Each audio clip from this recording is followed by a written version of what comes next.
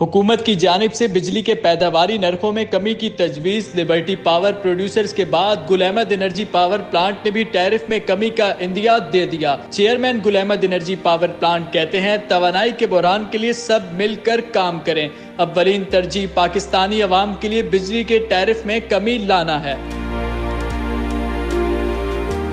Energy sector میں مثبت خبر، وزیر اعظم کی درخواست پر مقامی انرجی کمپنیز کا لبیک۔ لبرٹی پاور پروڈیوسر نے قدم بڑھایا، دیگر بجلی کمپنیز نے بھی ہاتھ بڑھایا۔